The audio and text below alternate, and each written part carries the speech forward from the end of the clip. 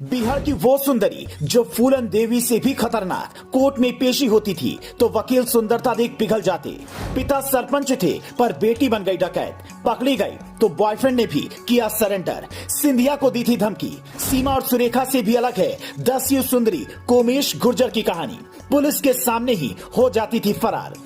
ये कहानी है 90 के दशक की। राजस्थान के एक गांव में सरपंच चितारिया गुर्जर अपने परिवार के साथ रहते थे। उनकी बेटी बला की खूबसूरत थी, लेकिन किसी दुश्मनी में एक दिन उसकी जान चली गई, जिसके बाद बेटी ने सोचा कि इसका बदला लूंगी। उसके गांव में उस वक्त डकैत जगन गुर्जर का आना जाना रहता था, जिसे वो पहली नजर में दिल दे बैठी थी। जगन भी उसकी खूबसूरती देख पागल हो उठा।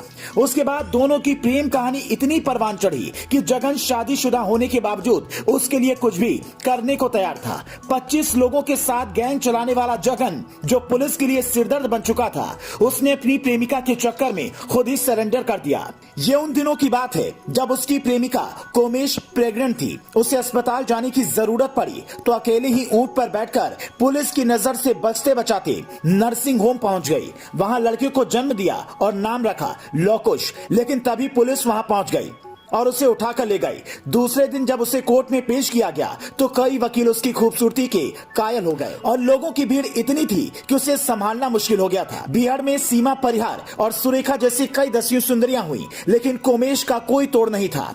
उससे खौफ खाने वाले लोग भी उसकी एक झलक पाने को बेताब दिखते थे। इधर उसकी कोर्ट में पेशी हुई, उधर बिहार में उसके प्रेमी जगन ने यह सरेंडर का प्रस्ताव पुलिस के पास भिजवा दिया और कहा, मेरी शर्त यह है कि मुझे कोमेश के साथ ही जेल में रखा जाए। कुछ लोग कहते हैं उनकी शर्त मान ली गई, जबकि कुछ कहते हैं उसे आखिर में सरेंडर करना पड़ा। उसके कुछ दिनों बाद दोनों जेल से जमानत पर आए और फरार हो गए। लेकिन साल 2008 में पुलिस ने फिर कोमेश को पकड़ लिया। वो इतनी खतरनाक डाकू थी कि लोग उसे राजस्थान की फूलन देवी कहते थे। उसे खुद भी याद नहीं कि उसने कितनों को निशाना बनाया, लेकिन उसे पकड़ने के लिए भारी संख्या में महिला पुलिस बुलाई जाती थी। और कहते हैं पुलिस ने जब उसे पकड़ा तो जगन ने इस बार कांग्रेस नेता सचिन पायलट का सहारा लिया और उनके सामने सरेंडर किया।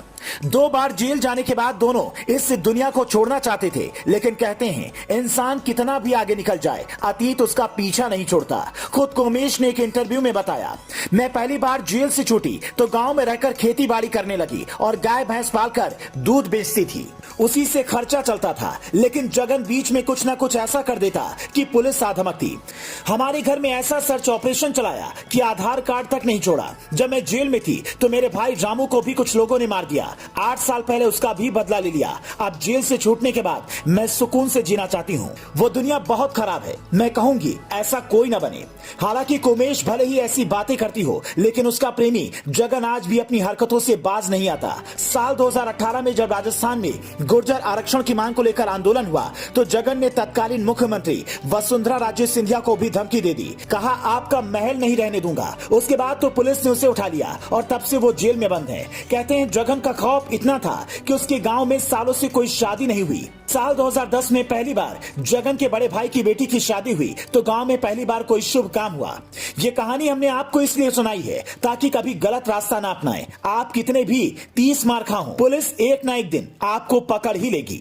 Bureau report, news flash.